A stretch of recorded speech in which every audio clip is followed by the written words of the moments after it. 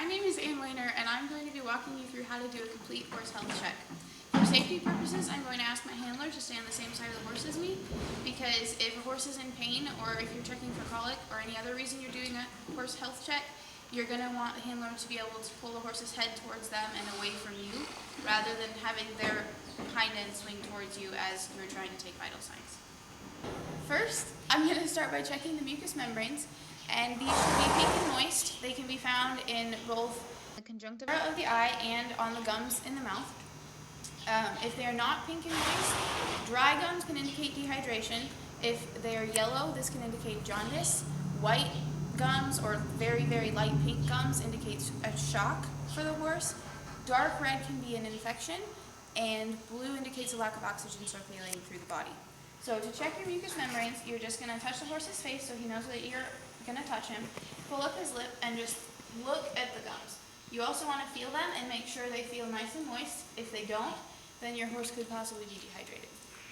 While you're checking the mucous membranes, it's also simple to check the capillary refill, which you're going to do the same thing. Just touch the horse's face, pull his gums up, and then press down with your thumb on the gums for a couple of seconds until the blood leaves the area. Then you're going to remove your thumb and count the number of seconds it takes for blood to return to the area you pressed down on. It should take less than 2 seconds. If it takes longer, there's a distinct possibility that your horse has been dehydrated or is not drinking enough liquid for him. As an additional check for dehydration, you can do the skin pinch test. It's pretty simple. It's exactly what it sounds like. You're just going to take a pinch of the skin, make sure you rub the horse so he doesn't get surprised, and you're just going to pull up some of the skin and let it drop back down. It should smooth back out within 2 seconds. If it does not, this is called tenting, and it can be an indication of dehydration. Older horses and ponies generally will have a longer wrist, and the skin will stay tented longer because older horses have less elasticity in their skin and ponies have more skin, so you do have to take your horse into consideration. Pulse, there are 3 areas you can use. You can use under the jaw, behind the knee, and below the fetlock. Digital pulse, which is below the fetlock, will be covered in a later section. Under the jaw is ideal because you're able to follow the horse's motion more than behind the knee, and it's easier to feel. So what you're going to do is you're going to put your hand under the jaw on the artery there and have an assistant to help time you. You're going to time it for 15 seconds and multiply the result by 4. Your outcome should be between 32 and 44 beats per minute if the horse is at a resting rate. If the rate is higher than 44 beats per minute, that's a good indication of whether the horse is either frightened or in pain, and you should look into that further. So to take the pulse, you're going to just touch him on the face, and then you're going to put your hand under the jaw and feel for the vein now. Once you feel for the vein and you find it, you're going to have your handler time you for 15 seconds. So when you're ready, go.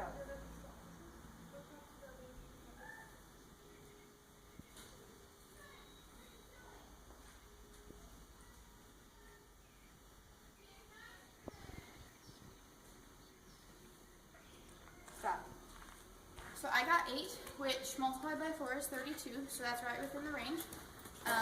The other way you can take a pulse is the radial pulse, which is right behind the knee, and you're just going to brush the horse's shoulder, let him know you're there, and then you're going to feel behind the knee and find the vein there. And if you won't put it down, try rubbing your shoulder with your other hand, and then you're just going to feel there, and then you're going to do the same thing. Time it for 15 seconds and multiply by 4. As an extension of pulse, you can also take the digital pulse. Generally, the digital pulse will not be detectable because it only generally accompanies pain or heat in the foot, but if you have a foot problem, you can check the digital pulse instead of the pulse under the jaw. So what you're going to do is you're just going to touch the horse and slide your hand down his leg, almost like you're picking up his foot, but you don't want to squeeze. Then down here, you're just going to find the vein, and you're going to do the same thing. You're going to time for 15 seconds for how many pulses you feel, and then you're going to multiply it by 4. Take a horse's heart rate. You're going to need a stethoscope. The heart rate should be between 32 and 44 beats per minute, exactly the same as the pulse. What you're going to do is you're going to put the stethoscope in, and then you're going to put the head of the stethoscope right here behind their elbow, and wait until you find the heartbeat. Once you find the heartbeat, your handler is going to time you for 15 seconds, and you're going to count. Once you count for the 15 seconds, you're going to multiply that number by 4. So when my handler is ready, I'm going to find the heartbeat, and then she's going to time me.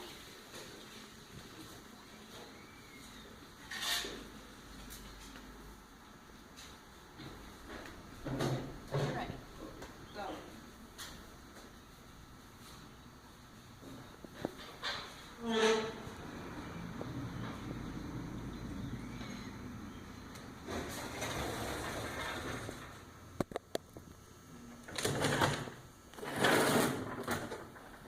So my result was 8, which multiplied by 4 is 32 beats per minute, which is the same as my pulse, which should be the same number. So that's good.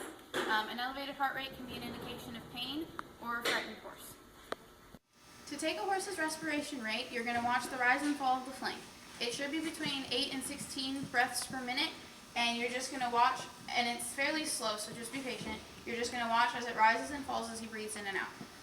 Some horses will take stutter breaths, so you kind of need to know your particular horse and if he's breathing deeply or not. This is going to be the same as taking the pulse and the heart rate. You're going to time it for 15 seconds and multiply the result by 4.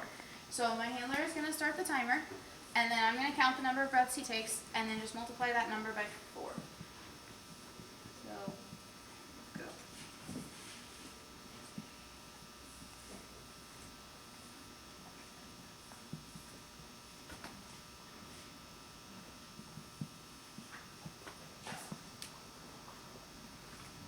Stop. Okay, so then he took 3 breaths, and so if I multiply that by 4, that's going to be 12 breaths per minute, which falls perfectly within the range of a normal respiration rate. If it's higher than that, you want to make sure that your horse hasn't been excited or running around or worked recently. If your horse's resting rate is not between 8 and 16 breaths per minute, then you're going to want to consult your vet and see if there's a particular reason that he's breathing too much or too little. In order to take gut sounds, you're going to listen to 2 quadrants on each side of the horse, totaling 4. They should sound like a normal gurgling stomach, like there's food moving through the digestive tract. If there are no gut sounds or hypermodal gut sounds, that can indicate colic and should be looked into further. So to look for gut sounds, you're just going to touch the horse so he knows you're there, and you can use your ear or a stethoscope to do this. And then you're just going to press your ear up against the upper quadrant and the lower quadrant on each side. So you just look, and you listen for gurgling in all 4 quadrants. And sometimes it will take you a minute, and because his digestive tract isn't moving at that exact time.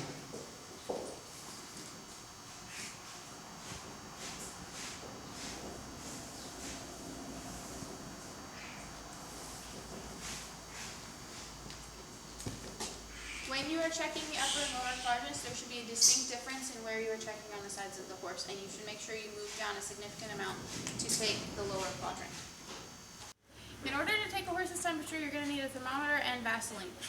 You can have either a digital or a mercury thermometer. If you have a mercury thermometer, you're going to have to wait 2 minutes for the temperature to be taken. You're also going to want to tie the thermometer to the horse's tail so the horse doesn't suck it in, because then you'll have to find a different thermometer or wait for it to come back out. So you're going to coat the end of the thermometer in Vaseline, and then turn it on. And you want to touch the horse and let him know you're there, and then you're just going to move his tail off to the side and insert the thermometer.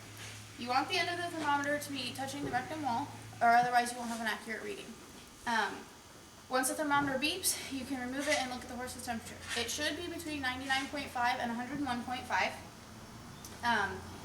If it's higher than that or lower than that, you should consult a vet.